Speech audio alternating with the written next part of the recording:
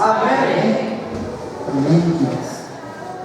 Mas eu quero compartilhar uma palavra com vocês que Deus colocou no meu coração essa semana e vai casar talvez muito bem com o período que nós estamos vivendo hoje. Nós estamos num dia de eleição, segundo turno, e alguns estão ansiosos, preocupados, e eu creio que essa palavra vai alinhar o nosso coração. Nosso coração sempre precisa ser alinhado, queridos. Dia a dia nós precisamos alinhar o nosso coração. Como Paulo falou aqui na palavra de oferta, Deus precisa ser o primeiro. Queridos, qual que é o primeiro mandamento? Desde a lei, queridos, o primeiro mandamento: ouve, ó Israel, terás sobre ti um único Deus, um único Deus.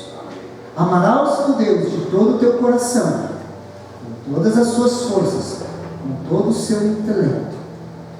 O primeiro e grande mandamento. O primeiro mandamento, queridos, é um tratado contra a idolatria. Não haverá outro Deus. E não sei se você já percebeu, queridos, mas o nosso coração, ele é uma fábrica de ídolos. Volta e meia nós vamos estabelecendo ídolos.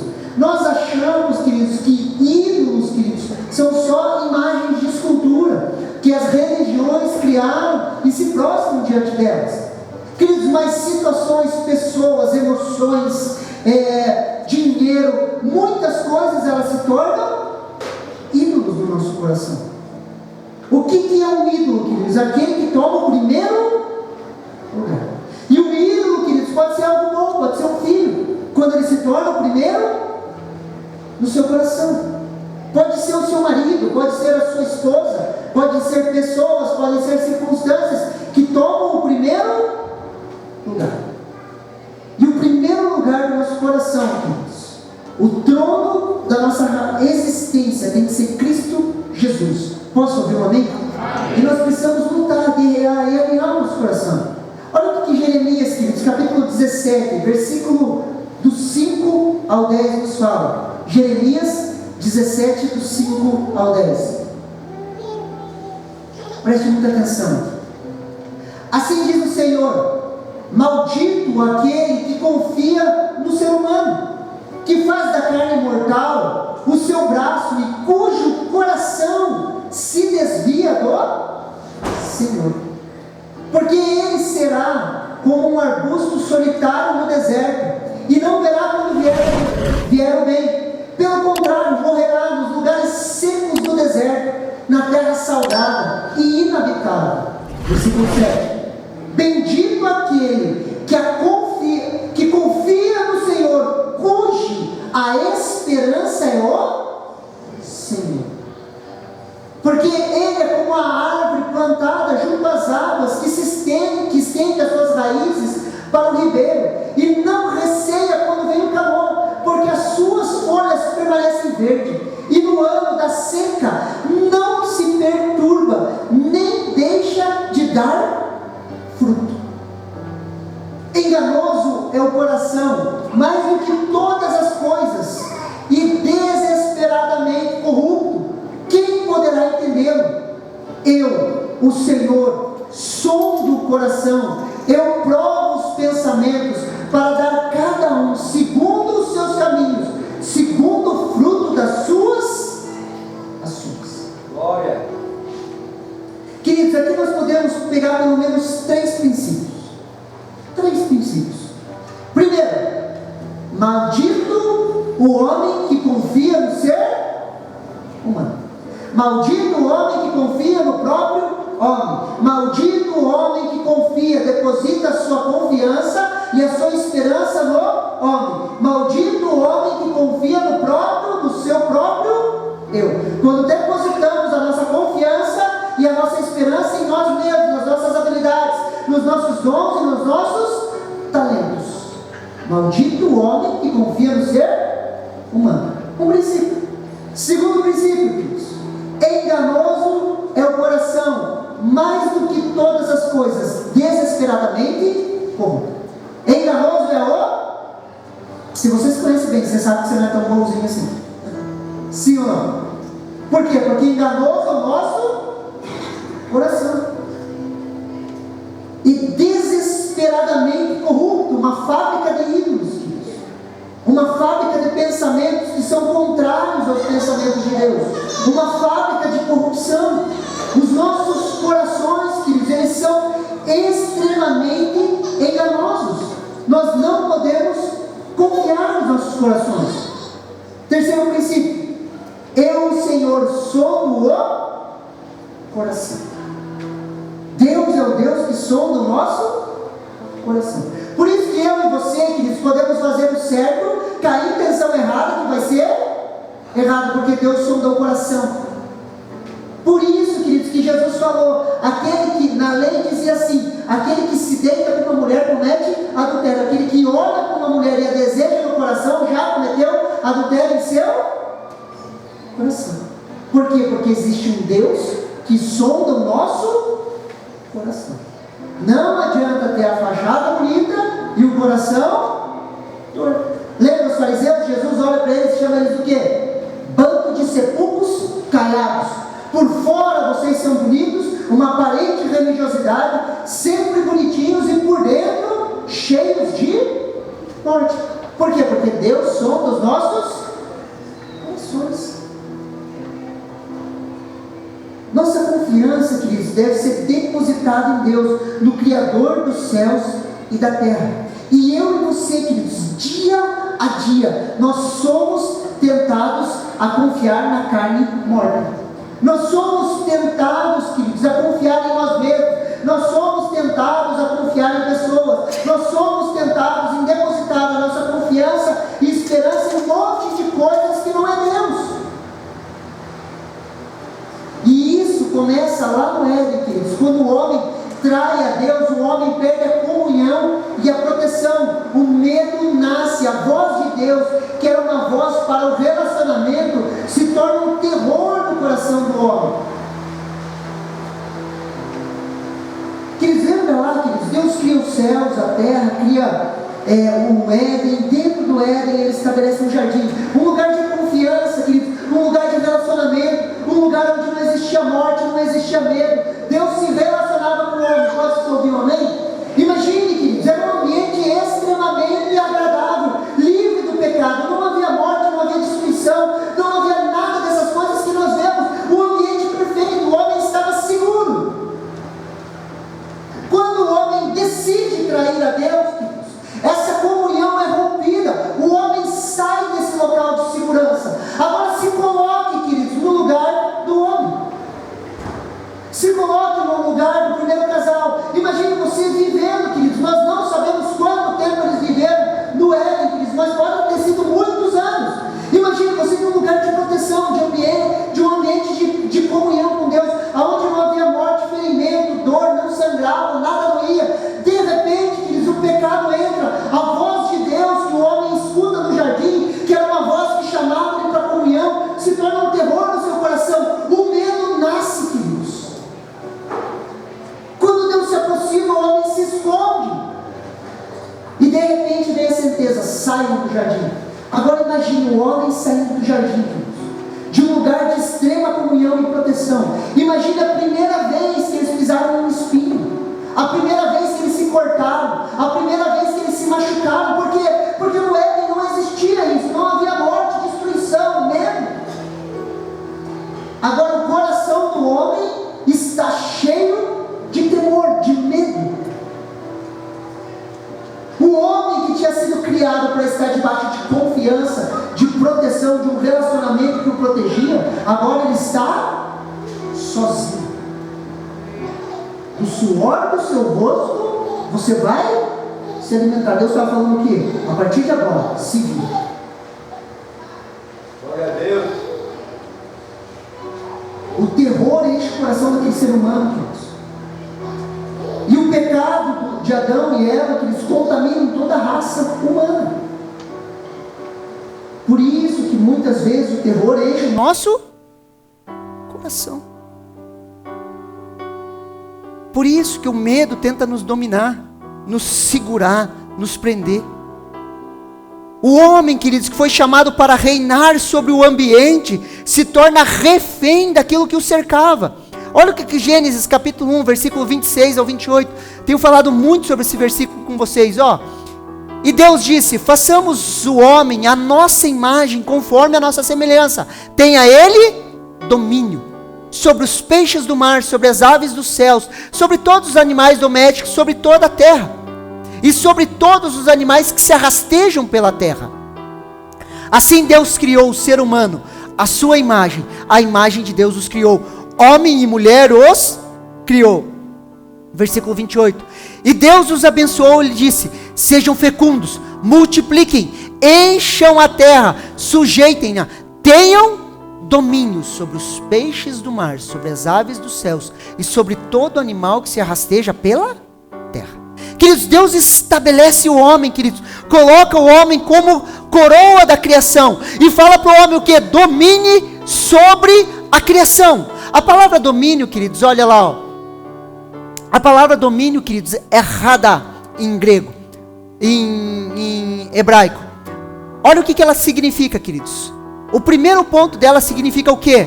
Governar. Então a gente poderia tirar ou trocar a palavra ter domínio pela palavra governar.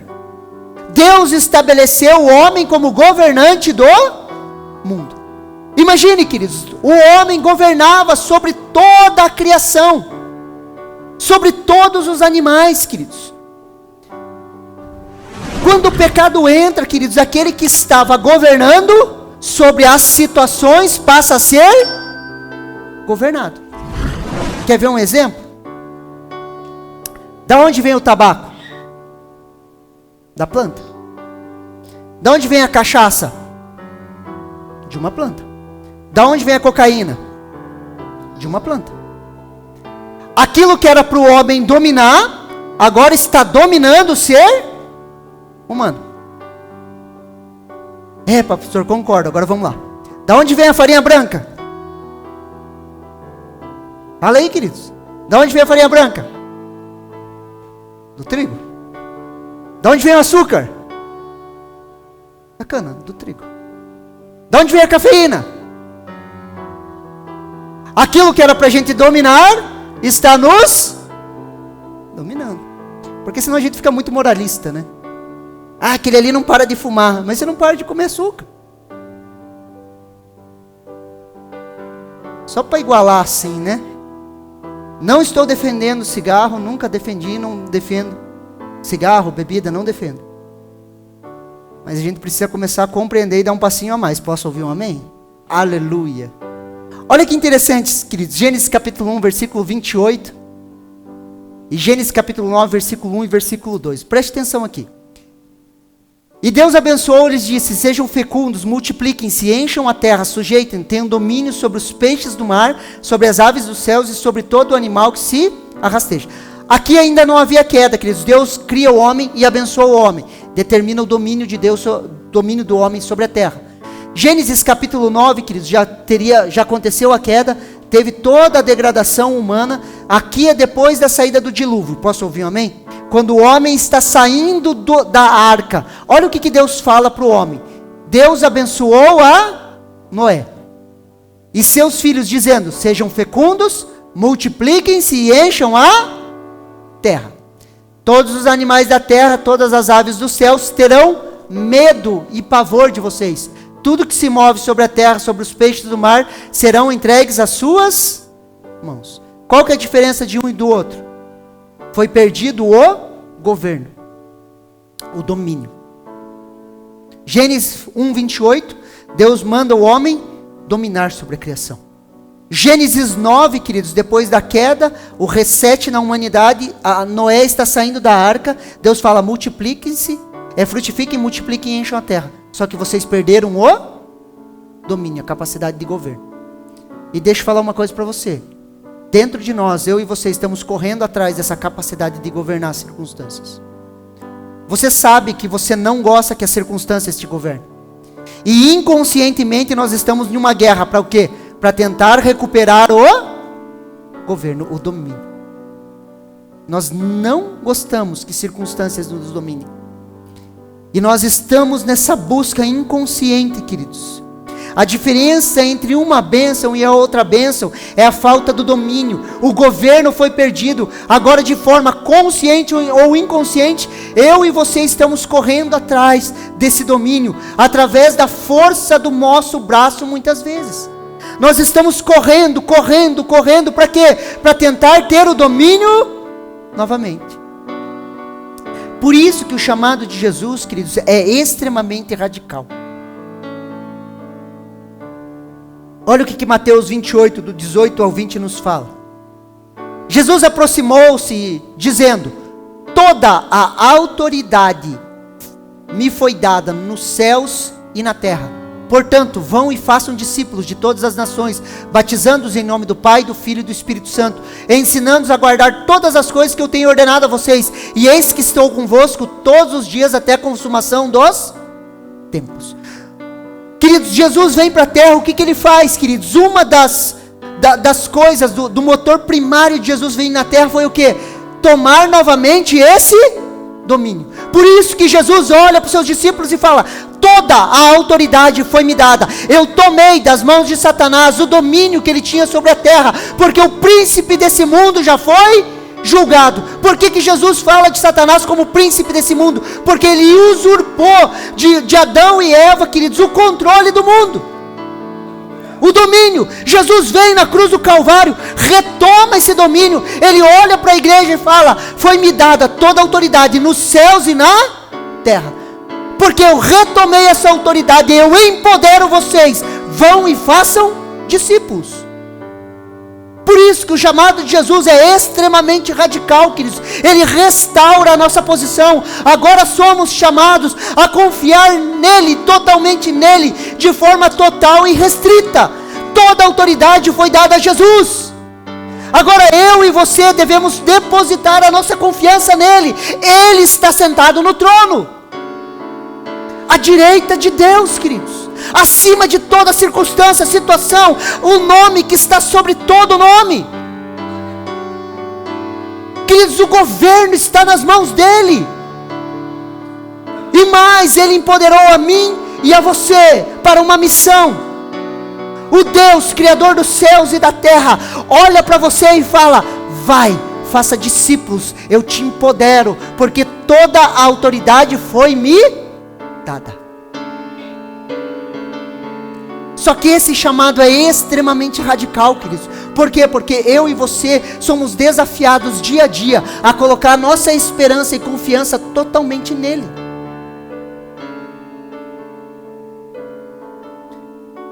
Por isso, queridos, que eu e você precisamos derrubar alguns altares. E eu quero falar nessa noite especialmente de 2 altares que nós precisamos derrubar no nosso coração. O primeiro altar, queridos, se chama dinheiro. Repete comigo assim: dinheiro. Mais uma vez: dinheiro. Queridos, o dinheiro, ele é neutro, queridos. O dinheiro não é bom e o dinheiro não é ruim. Ele é neutro. O que as pessoas buscam, queridos, no dinheiro é a falsa sensação de governo. Queridos, lembra lá, queridos, que o homem perdeu o domínio, sim ou não? Ele perde, ele cai, ele perde o domínio. Inconscientemente ele está procurando uma forma de estabelecer novamente o governo. De forma inconsciente ou consciente, ele corre atrás do dinheiro para quê? Para tentar governar as situações ao seu redor. A tentar dominar sobre as circunstâncias. Você já ouviu aquela história assim, que a pessoa fala assim: pastor, estou apostando na Mega Sena, pastor. Se eu ganhar, eu vou mandar meu chefe pastar. Você já ouviu isso? Ou você já quis isso também? Aleluia. Queridos, você está com uma situação ruim e você acha que se você tiver mais dinheiro, você vai conseguir reverter essa. Então você não está atrás de dinheiro, você está atrás de poder. De poder de reverter as circunstâncias. O poder para voltar a governar, mesmo de forma inconsciente. Você está procurando aquilo que se perdeu lá no Éden. A capacidade do governo sobre as circunstâncias. Sim ou não? Olha o que 1 Timóteo capítulo 6, versículo 9 ao 10 nos fala. Preste muita atenção. Mas os que querem ficar ricos caem em tentação, em armadilhas, em muitos desejos insensatos e nocivos, que levam as pessoas a se afundar na ruína e na perdição. Porque o amor ao dinheiro é a raiz de todos os males. E alguns nessa cobiça se desviaram da fé e atormentam a si mesmo com muitas dores. Queridos, não é o dinheiro, é o amor ao dinheiro. A raiz de todos os males, queridos. O dinheiro, queridos, não é só dinheiro. Ele traz uma falsa sensação de poder. É por isso que esse falso poder, é por isso que, por causa desse falso poder, as pessoas estão se degladiando, lutando, morrendo, guerra sobre guerra. Por quê? Porque existe uma guerra, queridos. Porque um país guerreia com outro país. Por quê? Por causa de dinheiro.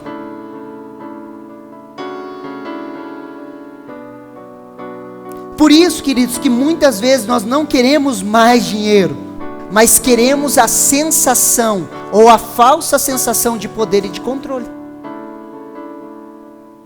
Por isso que você olha o cara que tem mais condições financeiras e você fala o que para ele? Ah, esse vive bem. Ah, se eu fosse igual a ele. E o nosso coração se enche de cobiça, de inveja. E somos crentes, irmão. Consegue me entender?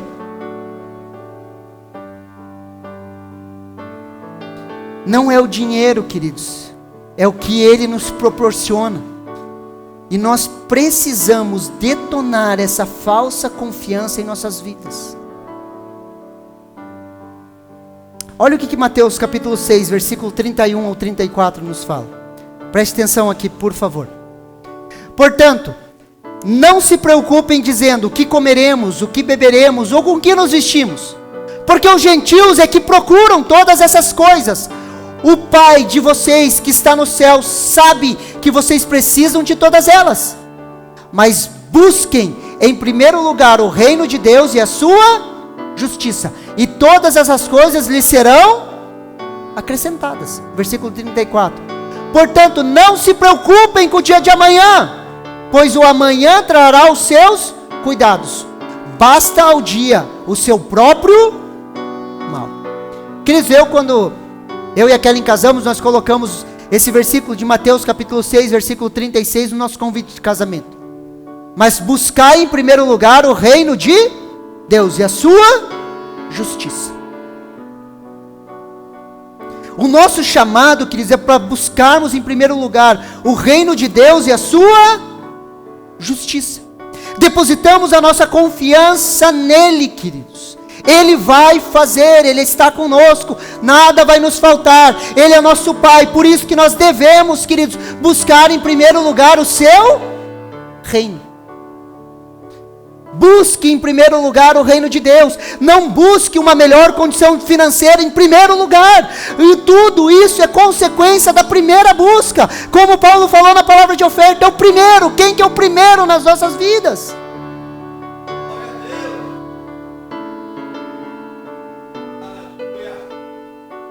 Queridos, quem que é o primeiro nas nossas vidas?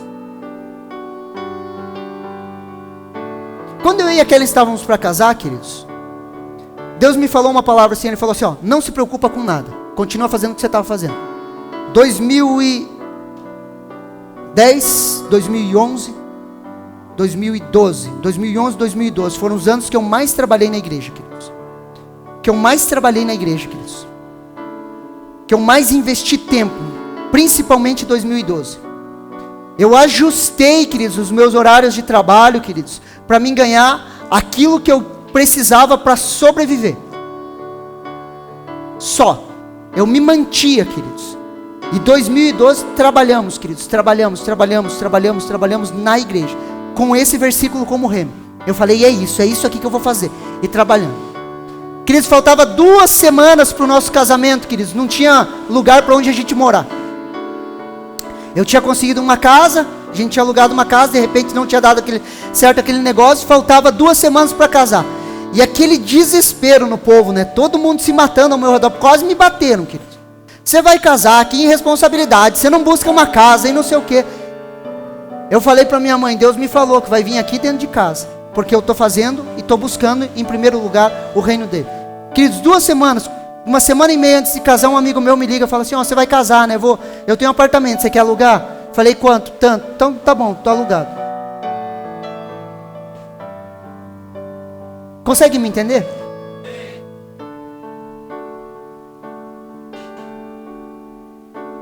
Busque em primeiro lugar o reino de... Nós precisamos derrubar esse altar dentro de nós, queridos. Precisamos depositar a nossa confiança, a nossa esperança nele, queridos. O dinheiro é importante, pastor? Claro que é, não estamos falando que não é. Mas não vivemos por isso. Vivemos por um reino, queridos, e depositamos a nossa confiança nele. Queridos, eu e você temos o privilégio de viver o reino de Deus. Temos o privilégio de sermos chamados para manifestar esse reino. Queridos, ontem nós estávamos no encontro de casais ali.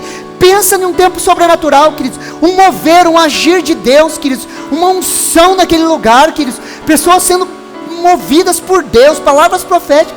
Eu falei, Deus, eu posso viver a vida inteira fazendo isso. Comendo pão, margarina, café, pão e mortandela. Se for, mas que tenha se mover, eu fico. Quem estava lá? Você trocaria por uma vida confortável? Aquele mover por uma vida confortável? Alguém aqui trocava que estava lá? Você trocaria a unção de Deus na sua vida, queridos, por uma Hilux? Você está me entendendo? Na teoria a gente sabe que tem que cair para o nosso coração, para nós derrubarmos o altar de preocupação, de colocar, queridos, eu já vi crente colocar as finanças em primeiro lugar, queridos, e corromper valores. Queridos, eu vejo pessoas jogando, queridos, e joga escondido do pastor ainda. Ah, minhas finanças estão indo mal. Daí você pergunta, você está jogando? Tô. E você quer que as suas finanças vão bem? Você deposita a sua confiança em um jogo.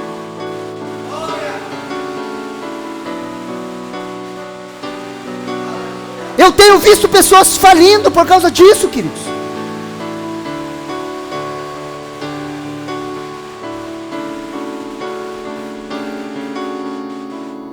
E ainda o cara vem com a cara de pau e fala, pastor, se eu ganhar, eu dou um pouco para a igreja, sendo que é santificar isso.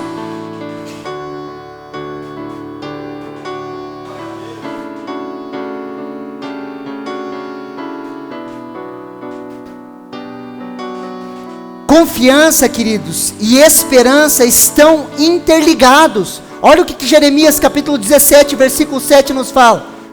Bendito aquele que confia no Senhor, cuja esperança está no Senhor. Confiança e esperança estão interligados, queridos. Bendito é aquele que confia e a sua esperança está no Senhor. Depositamos a nossa confiança e esperança no nosso Deus. Posso ouvir um amém? Nossa confiança está depositada nele, queridos, em nenhum outro lugar. Olha o que 1 Timóteo capítulo 6, versículo 17 nos fala. Exorta os ricos desse mundo que não sejam orgulhosos, nem deposite as suas esperanças na instabilidade das riquezas, mas em Deus, que tudo nos proporciona ricamente para o nosso prazer. Queridos, se nós depositarmos, queridos, a nossa esperança em Deus, queridos, Ele proporciona tudo de forma rica para o nosso prazer. E é um prazer lícito, queridos, um prazer de você ter uma família abençoada, queridos, o prazer de você usufruir das coisas de Deus, o prazer de usufruir da presença dEle. Exorta, chama atenção, para quê? Para que os ricos desse mundo não sejam orgulhosos e nem deposite a sua esperança na instabilidade das riquezas. Queridos, tire o seu coração do dinheiro, pelo amor de Deus. Tira o seu coração daí, não confie nas riquezas, não ache que se você ganhasse mais, se eu ganhasse mais eu seria mais feliz, se eu ganhasse mais eu ia ser mais generoso, se eu ganhasse mais as coisas iam ser melhor. Queridos, tira o seu coração daí, não é verdade. Pastor, quando eu tiver eu vou ofertar, queridos, não vai. Aquele que não é fiel no pouco, não é fiel no muito. Não é verdade. Ah, pastor, o dia que eu trocar de carro, eu vou ter uma felicidade. Não é verdade. É mentira. Você está colocando seu coração nas riquezas. Queridos, quando o nosso coração está ali, queridos, não tem como. É instável, não tem estabilidade. Queridos, quando eu trabalhava com treinamento funcional, uma das coisas que nós fazemos é tirar a estabilidade da pessoa. Quando você faz um treinamento, queridos, para fortalecimento de joelhos, articulações, você deixa o piso instável, queridos. Provoca instabilidade, a pessoa começa a tremer e nessas começa a balançar assim, ela vai fortalecendo os seus joelhos, queridos. Deixa eu te falar uma coisa, quando nós estamos sobre uma plataforma instável, queridos, a gente faz muito mais força para tentar sobreviver, para tentar se manter em pé. E daí a gente se coloca, queridos, acha que a nossa área financeira, queridos, vai nos trazer estabilidade, e não vai.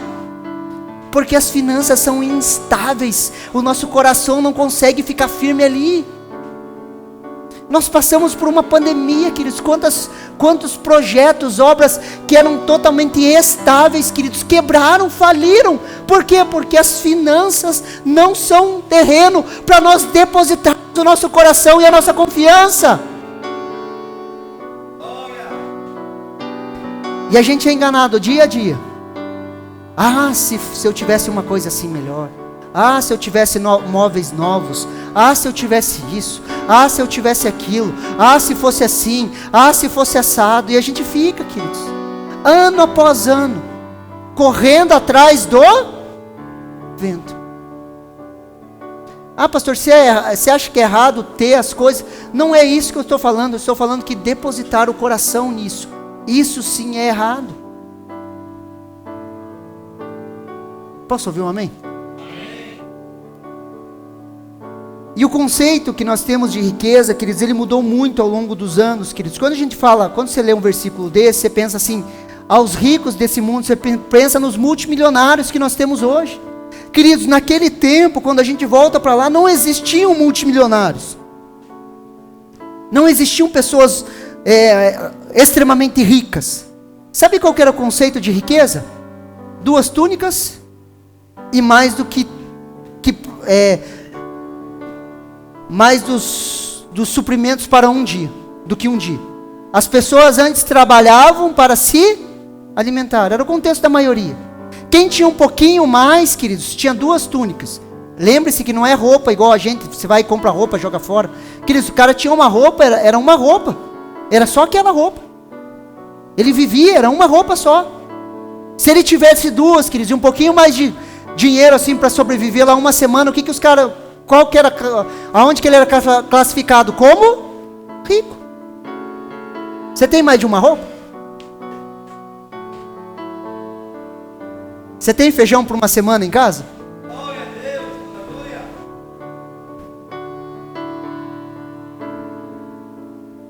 Queridos, tem gente que parece que é centopeia, querido. Você olha assim, tem tanto sapato que eu acho que...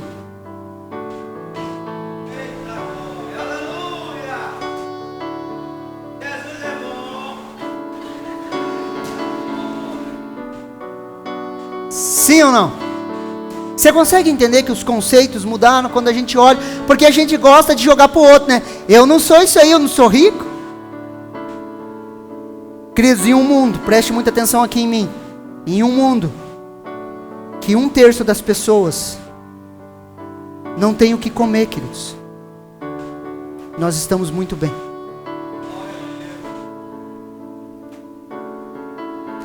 E é não ter o que comer de verdade. Não é passar vontade, é não ter o que. Queridos, nosso contexto, a maioria de nós pode até passar vontade, mas não passa fome. Sim ou não? Primeiro altar, dinheiro. Segundo altar, política. Aleluia. Queridos, estamos no meio, mas nós não somos do meio. José estava no Egito, mas José não era do Não sei por que falam que o tal do José é José do Egito. José nunca foi o José do Egito. Por quê? Porque ele estava no Egito, mas o Egito não estava nele. José nunca foi José do Egito, queridos. Queridos, nós não somos alienados. Posso ouvir um amém?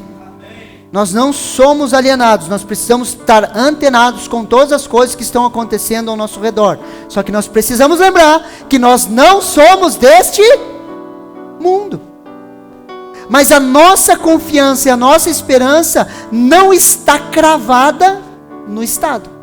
Não está cravada nas coisas desse mundo. Olha o que Filipenses capítulo 3, versículo do 20 ao 21 nos fala. Pois a nossa pátria está nos céus. Faz assim, uhul. Mais uma vez, uhul. Pois a nossa pátria está nos céus, de onde também aguardamos o Salvador, o Senhor Jesus Cristo, o qual transformará os nossos corpos de humilhação, para ser igual ao corpo da sua glória, segundo a eficácia do poder que Ele tem, de até subordinar a si todas as coisas. Queridos, nós temos uma pátria, eu e você somos peregrinos nessa terra, nós temos uma pátria celestial, temos uma esperança superior, que um dia Ele vai transformar os nossos corpos. Nosso corpo vai ser redimido pelo verdadeiro poder, queridos. Vivemos nesse mundo, mas não somos deste mundo. Ah, pastor, mas isso parece escapismo, coisa que você vive falando contra. Queridos, não, queridos. Por quê? Porque nós somos deste mundo. Nós não somos deste mundo, queridos. A nossa confiança e esperança estão depositadas em Deus e não em pessoas. Vivemos nesse mundo, influenciamos, mas não somos influenciados. Devemos estar no meio da política, sim ou não? Sim. Mas não deveríamos ser influenciados por ela. Por quê? Porque a nossa pátria está nos céus. E de lá nós temos a verdadeira esperança. Qual que é a nossa esperança, queridos? Que um dia os céus vão se abrir, Jesus vai voltar, Ele vai transformar esse nosso corpo em um corpo glorioso igual ao dele. E nós vamos se assentar na mesa juntamente com Ele. Essa é a nossa esperança, queridos. Nós não vivemos por coisas dessa terra. Nós não vivemos para acumular coisas nessa terra. Nós vivemos segundo essa esperança. E por nós termos essa esperança, nós influenciamos essa terra. Mas nós não esperamos, queridos, coisas dessa terra. Ah, pastor, mas seria bom ter uma melhor política, uma melhor economia, uma melhor educação. Sim, queridos, não resolveria o problema. Porque senão um país como Suíça, Suécia, queridos, que tem boa educação, acesso à cultura, acesso a finanças, acesso à saúde, queridos, e alto índice de... Porque o problema do homem é o pecado, queridos, não é as ações sociais. Você olha o Japão, queridos, país de primeiro mundo, uma potência mundial, alto índice de suicídio. Ah, pastor, mas eles têm tudo lá, tem trabalho, tem de tudo. Por que se matam? Porque não tem Jesus. Não tem uma viva esperança. Olha o que 1 Timóteo capítulo 2, versículo 1 ao 6 nos fala. 1 Timóteo capítulo 2, versículo do 1 ao 6. Antes de tudo, peço que se façam súplicas, orações, intercessões, ação de graça em favor de todas as pessoas. Ore em favor dos reis, de todos que exercem autoridade, para que vivam uma vida mansa e tranquila, com toda piedade e respeito. Isso é bom e aceitável diante de Deus, nosso Salvador, que deseja que todos sejam salvos e cheguem ao pleno conhecimento da verdade, porque há um só Deus e um só mediador entre Deus e a humanidade, Cristo Jesus, homem, que deu a si mesmo em resgate por todos, testemunho que se deve dar em tempos oportunos. Queridos, aqui Paulo está alinhando algumas coisas importantes. E eu me atrevo a dizer que aqui Paulo está fazendo um discurso político. Paulo está expondo e fazendo um discurso político. Primeiro, queridos, antes de tudo, esse é um chamado para mim e para você. Antes de tudo, devemos fazer súplicas, oração, intercessão, ação de graça em favor de todas as pessoas. Eu e você somos chamados para orar por pessoas. Posso ouvir um amém? Orar, interceder, queridos, isso é um chamado intercessório para mim e para você. Segundo, ele fala, ore pelos reis. Ore em favor dos reis. Fala um amém aí, queridos. Ore em favor, não contra. Independentemente do teu partículo político, queridos, ore a favor. Às vezes o cara vai orar e falar, mata aquele desgraçado, Deus, queridos. A Bíblia fala, ore em favor dos reis. Ore em favor dos reis. E todos que exercem autoridades, queridos. Não só políticos, mas nosso chefe, professores. Nós devemos orar pelas pessoas que exercem autoridade sobre as nossas vidas. Pessoas que de alguma forma estão revestidas de autoridade. Para quê? Para que vivamos vida mansa e tranquila, com toda piedade e respeito. Queridos, Deus estabelece autoridades. E o nosso chamado é orar pelas autoridades. Sim ou não? Orar. Eu não concordo, pastor. Então brigue com a Bíblia, não comigo. Somos chamados a orar pelas pessoas que exercem autoridade. Orar para professores, para patrão. Pastor, você não conhece meu chefe. Você quer que eu ore por ele? Sim, você deve orar pelo teu chefe. Mas o bicho é uma praga. Mas a Bíblia não fala, queridos, que é para a gente orar por aqueles que nos perseguem, falam mal de nós. E a grande verdade é que se você não tem, como crente, não tem a submissão de orar pelo teu chefe, não é o problema do teu chefe, é o teu coração que tem problema com a autoridade.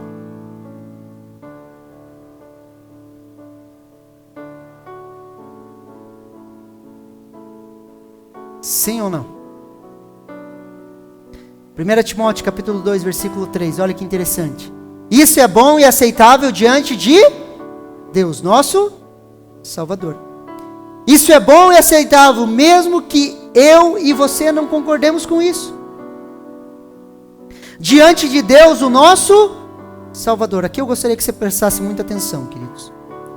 Paulo está falando, queridos, e ele está falando assim, ó, ore por todas as pessoas, ore pelos reis e pelas pessoas que exercem autoridade. E ele está explicando, conversando, de repente, ele lança essa frase, queridos. Diante de Deus, o nosso Salvador. Sabe quem que era o Salvador no Império Romano? Sabe quem que levava o título de Salvador no Império Romano? Era César. César era considerado o Salvador. Lembra lá, Jesus estava debaixo do Império Romano. Quando Jesus transfere o Evangelho, Paulo é chamado, queridos, se levanta e o Império Romano governava. O governador máximo do Império Romano era quem? César. E César era considerado o Salvador. Entre muitos títulos que César tinha, queridos, era o de Salvador. César no Império Romano, queridos, era chamado de Filho dos Deuses, de Salvador, de Senhor. Todos os títulos que Paulo dá a Jesus. O mesmo Império Romano, queridos, profetizado em Daniel capítulo 7, que aniquilaria todos os reis que se levantassem contra César. Preste atenção aqui. Paulo começa a alinhar algumas coisas aqui, queridos. Deus é o único Deus e o autor da salvação. É nele, somente nele, que nós confiamos e não no Estado. Agora imagine, queridos. César era considerado Salvador. Posso ouvir um amém? Consegue me entender? César representava o Estado da época. César era considerado Cúrios, Senhor.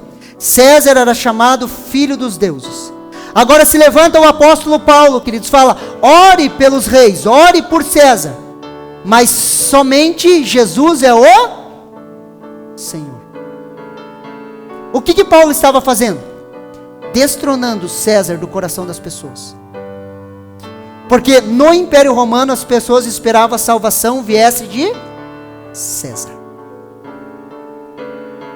E queira ou não, 2000 anos depois, nós ainda colocamos o nosso coração no Estado, esperando que a salvação venha do Estado. Você está me entendendo? Paulo estava batendo diretamente, queridos, para destronar César do coração das pessoas. Olha o que 1 Timóteo capítulo 4, versículo do 4 ao 6 nos fala. Que deseja que todos sejam salvos e cheguem ao pleno conhecimento da verdade. Porque há um só Deus e um só mediador entre Deus e a humanidade, Cristo Jesus, homem, que deu a si mesmo em resgate por todos, testemunho que se deve dar em tempos oportunos. Muitas vezes eu usava esse texto, queridos, para pregar perto do dia 12 de outubro, para dizer que só existe um mediador entre Deus e os homens. Não existe outro mediador a não ser Jesus Cristo, homem. Só que no contexto, o que Paulo estava falando? César não é um mediador entre Deus e a humanidade. Por quê? Porque César tinha o título de mediador. Consegue me entender? O que Paulo está fazendo? Destronando César do coração das pessoas. E queridos, nós precisamos destronar os nossos Césares. Nós precisamos destronar dessa esperança que nós depositamos no Estado, queridos, esperando de lá para cá. Você consegue me entender?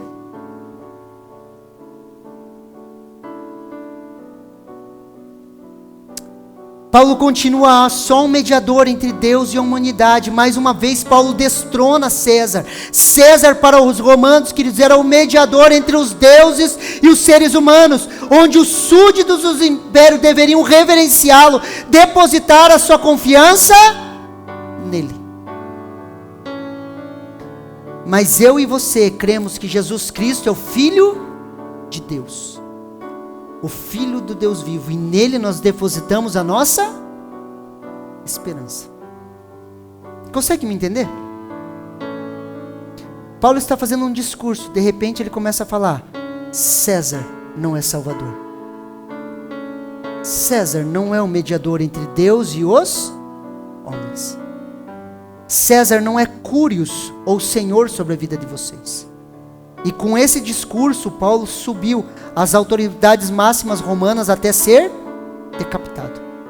Porque ele falou: César não é Deus. César representa o Estado, queridos. E nós precisamos levantar como voz profética, falar que o Estado não é Deus. No meio dessa loucuraiada que o Brasil ficou nesses últimos tempos, queridos, o altar de César se levantou no coração de muitas pessoas, aonde se desesperamos, queridos, achando que o Estado traria soluções para dentro de nós. César não é Deus. Nós depositamos a nossa confiança e a nossa esperança em Cristo Jesus e no seu reino futuro. Existe um reino a se manifestar. Existe uma vida a se viver, queridos. E nós não vivemos atrás desses altares, queridos. César não é Deus.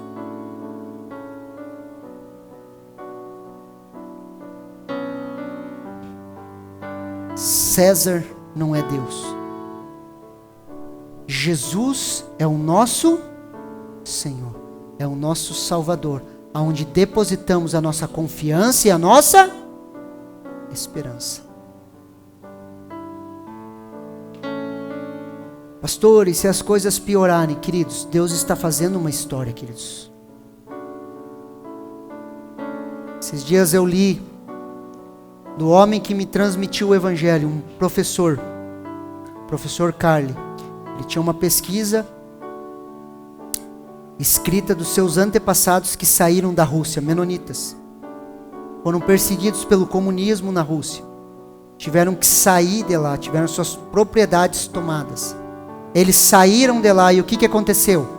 Foram para o Canadá, Bolívia, Brasil.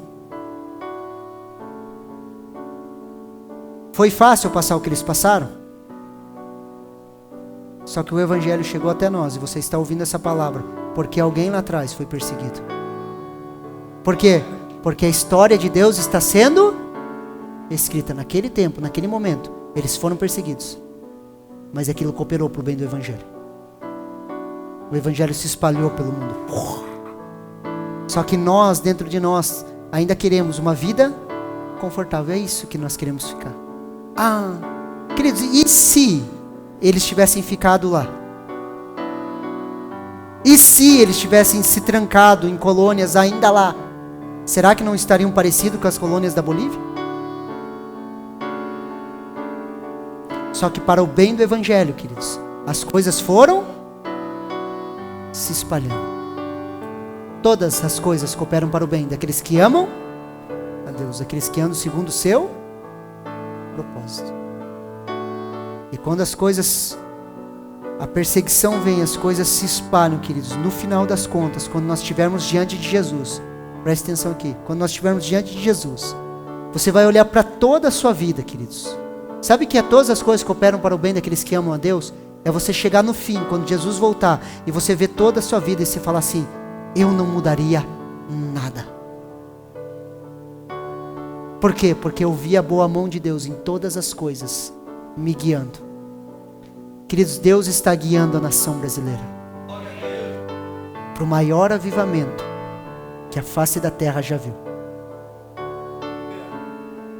Agora nós precisamos, eu e você, queridos, destronar algumas coisas e declarar em alto bom som: eu confio somente em Deus. Você recebe essa palavra no seu coração?